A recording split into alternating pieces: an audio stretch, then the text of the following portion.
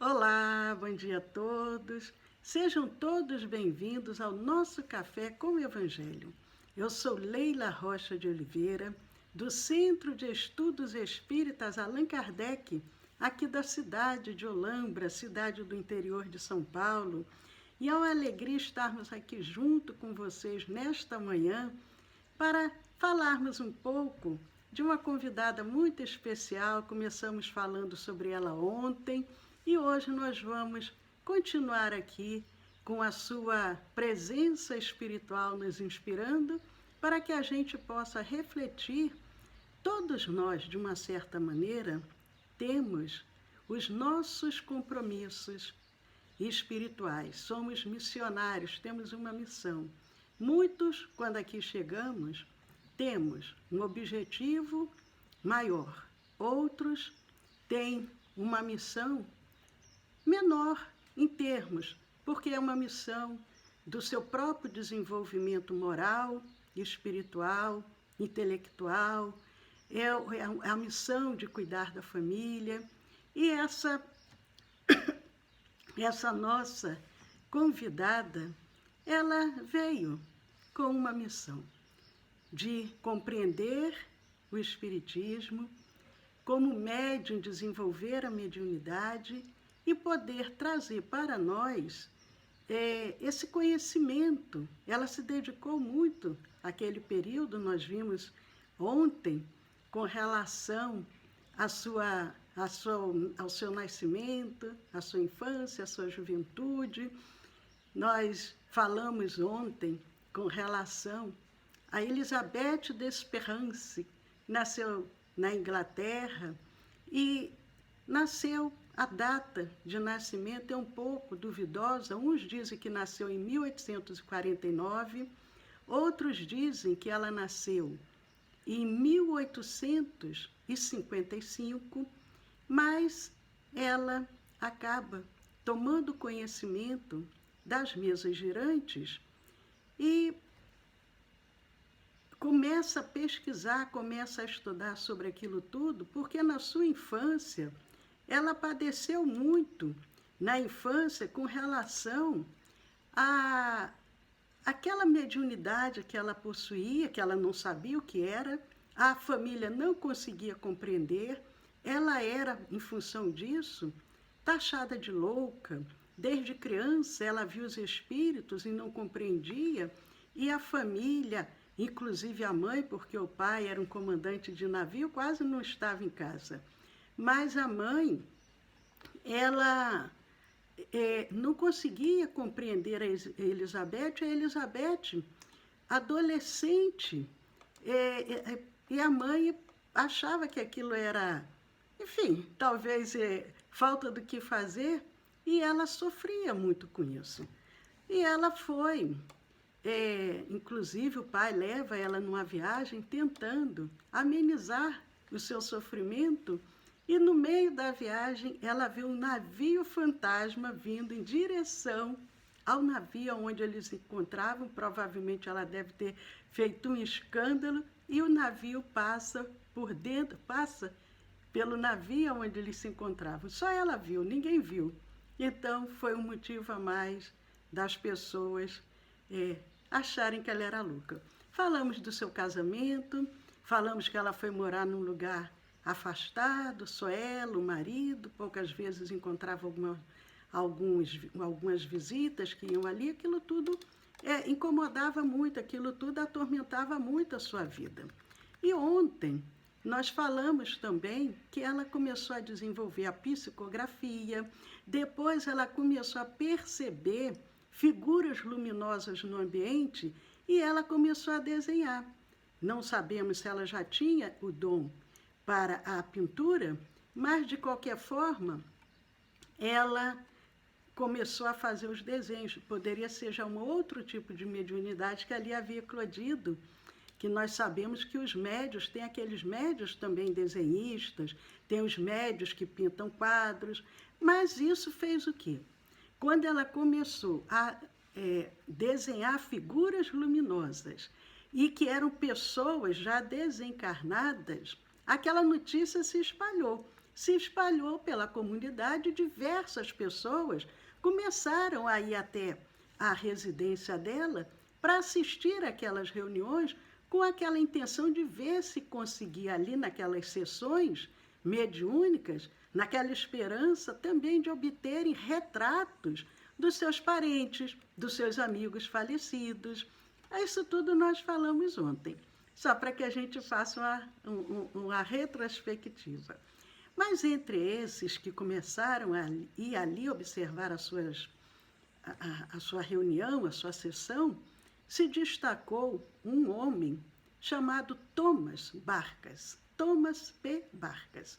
O Thomas Pallister Barkas, ele era membro da Sociedade de Geologia de Newcastle. Ele era um inglês também, era um pesquisador inglês desses fenômenos espíritas. Ele se tornou um pesquisador a partir do momento que ele começou a fazer observações naquelas sessões da Elizabeth d'Esperance.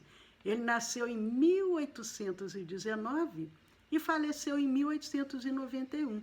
Mas quando ele começa a tomar conhecimento, a fazer aquelas observações, ele que era membro da Sociedade de Geologia, que era um membro conceituado, homem respeitado dentro da sociedade e com seu conhecimento, com a sua intelectualidade, ele começa a observar aqueles estudos, aqueles fatos espíritas, durante 8 anos. 8 anos ele observava aqueles fenômenos durante 8 anos antes de se pronunciar sobre a sua autenticidade.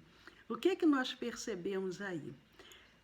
Muitos, hoje, são afobados, querem logo divulgar, querem escrever livros, querem fazer uma divulgação e que, muitas das vezes, equivocada. Ele não. 8 anos observando, analisando, realizou inúmeras experiências espíritas que se acham relatadas numa obra que se chama Outlines of Investigations into Modern Spiritualism, mais ou menos isso, que foi publicada em 1862. 1862, ele publica essa obra sobre essas investigações desse moderno espiritualismo. Mais 8 anos de pesquisa. Então, ele realizou uma série de experiências com a Elizabeth d'Esperance, que já era, com isso, começou a também se tornar conhecida. E essas experiências também se encontram relatadas no livro No País das Sombras.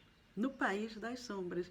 Inclusive, a gente encontra na internet esse livro até em áudio. Em áudio, ele sendo, a pessoa vai narrando o que está escrito ali no livro. É muito interessante.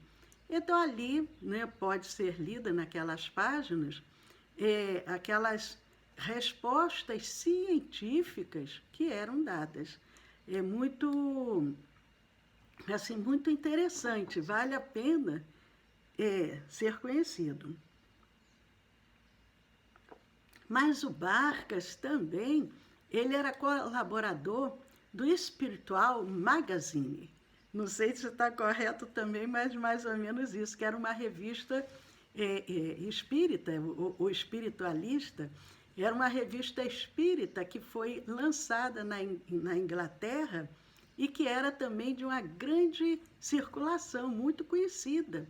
Mas o Barkas também, ele era amigo de um outro grande pesquisador, que eu não sei se vocês conhecem, que era o Alexandre Aksakov.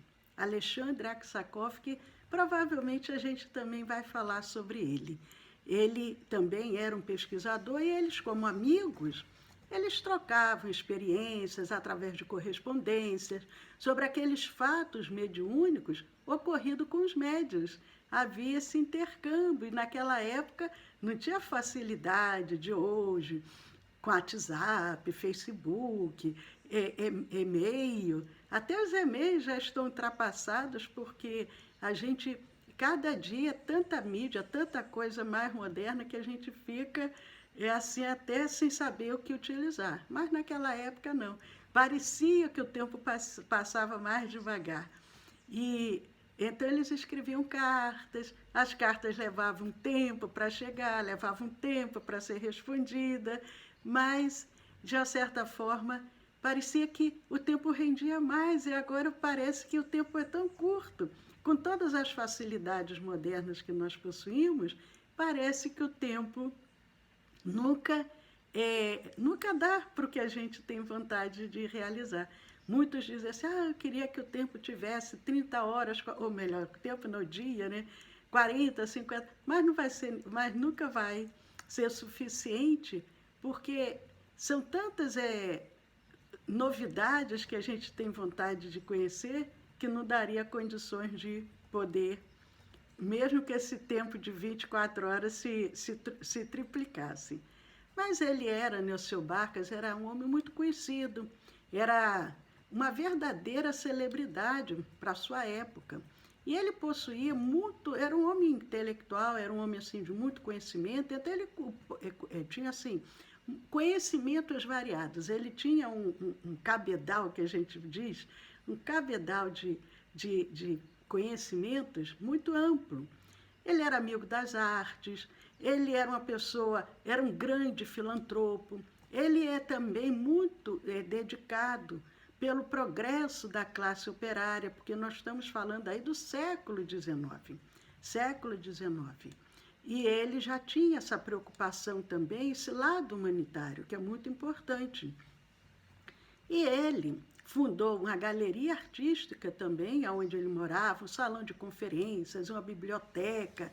Era aquela pessoa assim, muito dinâmica, muito dinâmica.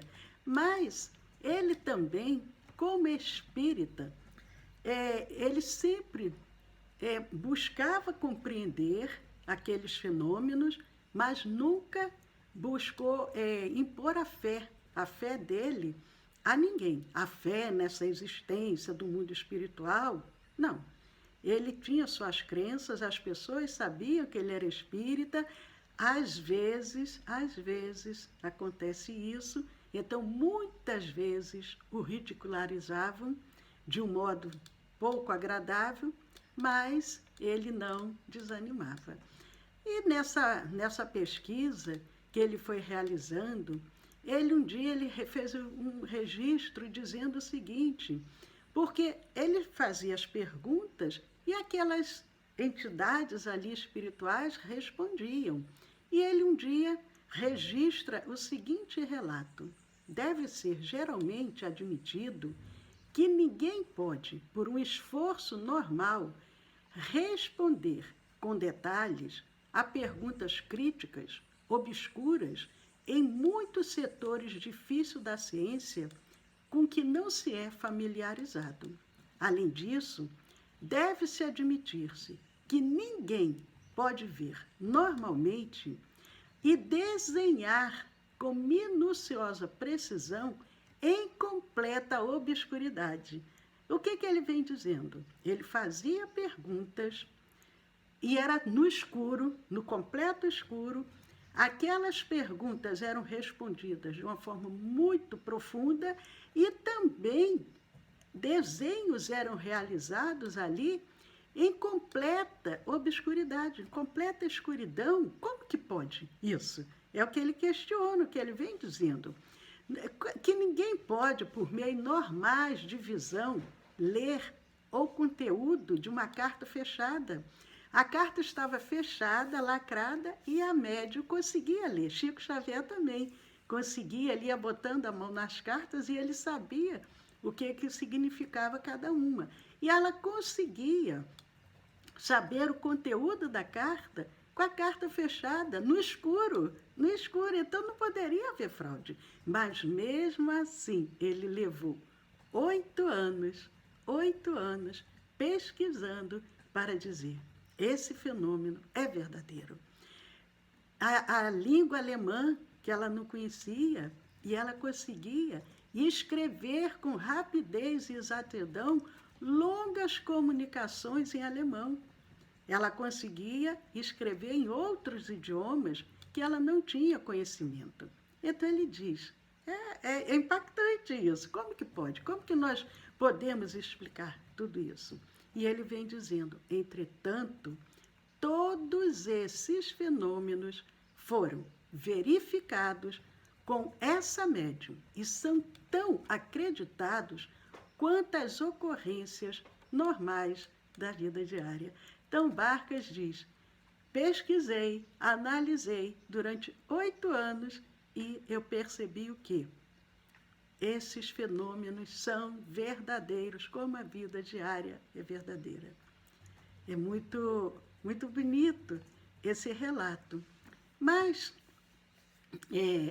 a Elizabeth de Esperance era uma médium, mas era uma pessoa que tinha sua vida também particular, casada, tinha a sua família, tinha os pais. Nós vimos ontem ela muito preocupada que a mãe enferma precisava fazer uma cirurgia e ela não sabia o paradeiro do pai e ela queria entrar em contato com o pai e ela consulta as mesas girantes e o espírito dá a direção correta, até o nome do navio, o lugar onde o pai se encontrava. Mas, devido à perda dos pais, porque os pais acabaram falecendo, e uma série de problemas domésticos, a saúde da médium foi uma vez mais abalada. Falamos ontem, quando ela estava assim adolescente, com aqueles fenômenos mediúnicos, a mãe achando que era louca, quando o pai chega em casa depois de uma viagem, ela estava tão magra, tão pálida, tão anêmica, que o pai resolve levar ela na viagem de navio, pensando, talvez os ares do mar, uma mudança, porque o pai não sabia o que fazer, e leva ela nessa viagem. E nesse momento, a saúde da Elizabeth fica novamente abalada com a perda dos pais. E para se recuperar, ela procura viajar. Ela viaja para o sul da França. E ela vai para o sul da França e quando ela regressa, ela se dirige à Suécia para visitar um casal amigo, que eles eram membros do antigo grupo de estudos, porque ela havia formado antes um grupo de estudos. E ali ela se encontra com esse casal amigo, que fazia parte desse antigo grupo de estudos, e ali ela se dirige a Leipzig, na Alemanha. Ali ela conhece o professor Friedrich Zollner. Acho que é mais ou menos isso, Friedrich Zollner. E o que acontece ali?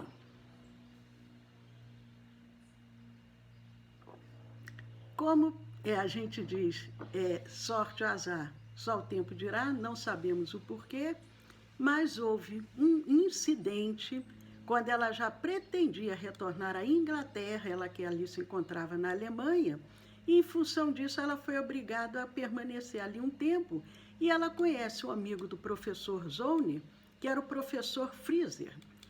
E depois ela volta a Londres, consegue reconstituir aquele grupo com quem ela tinha aquela afinidade, onde eles faziam as reuniões com as mesas girantes, e eles retomam as suas experiências. E aí vem uma nova fase, agora também. Primeiro, ela tinha desenvolvido... Primeiro, ela tinha visão, né? Desde pequena, ela via os espíritos. Depois, ela começa com a psicografia. Depois, ela começa com o desenho. E agora, nesse novo ciclo, e uma câmara escura, porque aquelas experiências eram feitas e até dependendo de uma forma muito rigorosa, nós vimos aqui com relação ao Alexandre Delany, o pai do Gabriel Delany, colocava ali um médium, pisava no pé do médico, o médium não poder se mexer, e era tudo assim com muito cuidado para que não tivesse nenhum tipo de fraude, e depois dizer que o fenômeno era uma farsa. Então, nesse novo ciclo, ela ficava numa câmara escura, num ambiente totalmente escuro, e ali passa o quê? A produzir-se o ectoplasma, reproduzindo-se formas humanas. Nós falamos aqui do Peixotinho, que aqui no Brasil foi um grande médium de materialização. Peixotinho doava o seu ectoplasma e ali o médium nos espíritos se apresentavam, se reproduziam ali, alguns às vezes só o busto, da cabeça até o busto, outros de corpo inteiro, outras vezes só a mão, outras vezes eram flores que eram materializadas. Nós falamos sobre isso. E a Elizabeth Desperance, ela começa nessa nova etapa de desenvolvimento mediúnico, se é que podemos falar dessa maneira. Através da doação do seu ectoplasma, ela começa reproduzindo formas humanas.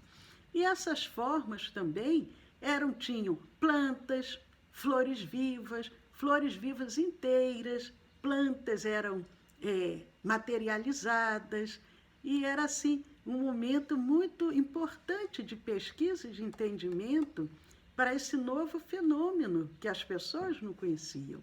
E a Madame Desperance, a Elizabeth, Beth aqui para os íntimos, ela também publicou muitos artigos na imprensa espiritualista.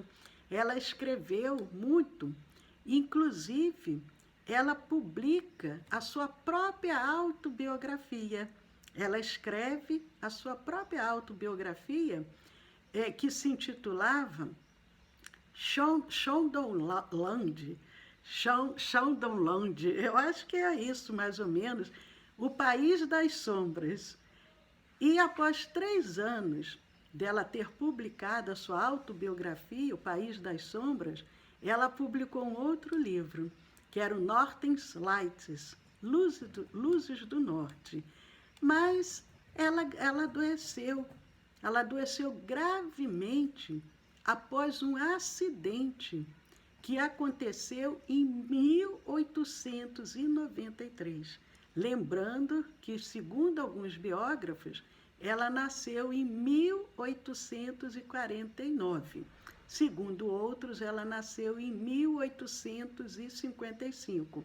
Então, vamos colocar aí, ela estava com seus 44 anos, ou um pouco menos, porque em 1893 ela adoeceu gravemente em um acidente que aconteceu em 1893, durante uma sessão numa cidade chamada em Helsínquia, na Finlândia. Mas nós vamos amanhã dizer o que aconteceu, que ela adoeceu gravemente durante essa sessão, em plena sessão que ela estava realizando. Quando a gente diz sessão, é aquela reunião mediúnica. Em plena reunião, ela adoece gravemente em função de um acidente que ali acontece. Amanhã nós vamos dar continuidade para vocês saberem o que aconteceu. Então, nos aguardem amanhã, quinta-feira, dia 3 de setembro, às 10 horas da manhã, que nós vamos dar continuidade a essa história, mas aguardamos vocês também hoje, quarta-feira, 3 de setembro, 8 da noite, para o nosso curso de Espiritismo que nós oferecemos todas as quartas-feiras às 20 horas. Mas amanhã vamos estar juntos novamente.